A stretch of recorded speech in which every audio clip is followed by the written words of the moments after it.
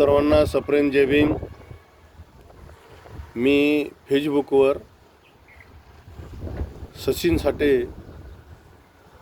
यांचे भाषण ऐकलं. नागपूरच्या सभेमध्ये सचिन साठे यांनी डॉक्टर बाबासाहेब आंबेडकरांचं संविधान हातात घेऊन सर्व असं मातंग बांधवाला दाखवत होते की आम्ही जी काही लढाई लढतो ती संविधानाच्या अनुसरून लढतो, संविधानाचा सन्मान करतो, डॉक्टर बाबासाहेब आंबेडकरांचा याचा सन्मान करतो.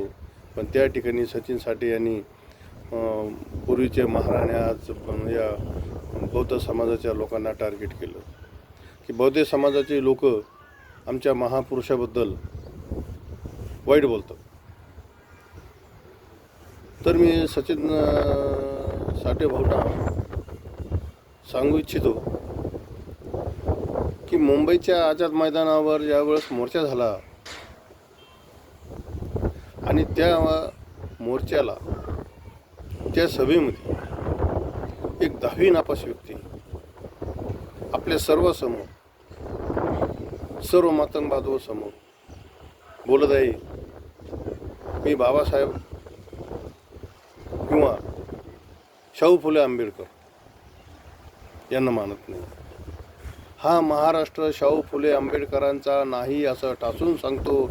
आणि त्या ठिकाणी त्या सभेतील सर्व नेते मंडळी आणि सर्व मातंग बांधव शिट्ट्या वाजवून टाळ्या वाजवून आणि प्रचंड प्रतिसाद असा त्या ज्या वक्त्यांनी तिथं सांगितलं की मी फुले शाहू आंबेडकरांचा महाराष्ट्र नाही असा प्रचंड प्रतिसाद त्यांना दिला. त्यावेळेस सचिन भाऊला दिसलं नाही का? सचिन भाऊनं ते ऐकलं नाही का? त्याच्या वेळेस तुम्ही सर्व मातंग समाजाचे नेते होते, त्यांनी निषेध करायला पाहिजे होता. पण तसं न करता त्या 10वी पास माणसाला आपण प्रचंड प्रतिसाद दिला. आपले सर्व नेते मातंग समाजाच्या उन्नतीसाठी झटत नाही.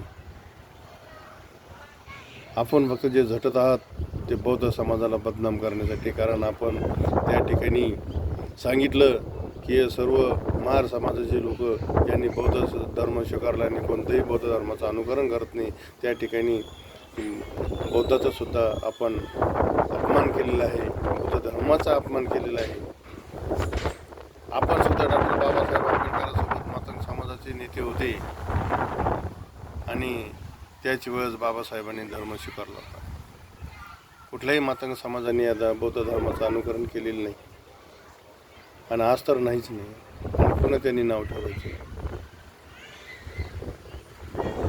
जग बदल घालून घावं मज सांगून गेले भीमराव या शब्दाला सुद्धा तुम्ही आज मानत नाही. जर तुम्ही अण्णाभाऊ साठेचे विचार ऐकले असते तर डॉक्टर बाबासाहेब आंबेडकरांच्या विचारांनी चालले असते. परंतु तुम्ही त्या RSSच्या नांदी लागून बौद्ध धर्माला कसं बदनाम करता येईल याची सुपारी घेतलेली आहे आणि त्या माध्यमातून तुम्ही काम करताय. तुम्ही कुठल्याही प्रकारचे मातंग समाजाच्या उन्नतीसाठी काम करत नाही.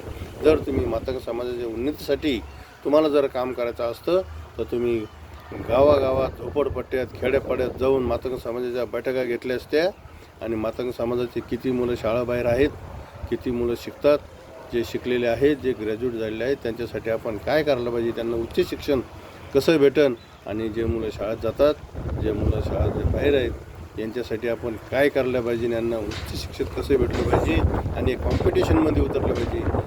हा कार्यक्रम आपण केला असता. पण ते कार्यक्रम न करता तुम्ही मातंग समाजाची दिशाभूल करण्याचं काम करून बौद्ध समाजाचा बदनाम करण्याचं काम या ठिकाणी RSSची सुपारी घेऊन काम करत आहे. मी पुन्हा सर्वांना अशी विनंती करतो की आपण हे थांबावं आणि या दोन समाजातले तेढ निर्माण न करता मातंग समाजाच्या विद्यार्थ्यासाठी उन्नतीसाठी काय करता येईल जर तुम्ही अशा हा विषय जर हाती घेतला तर बौद्ध समाजाचे लोकसुद्धा तुम्हाला मदत करतील अशी मी सर्वांना विनंती करतो. पुन्हा एकदा सर्वांना सप्रेम जय भीम.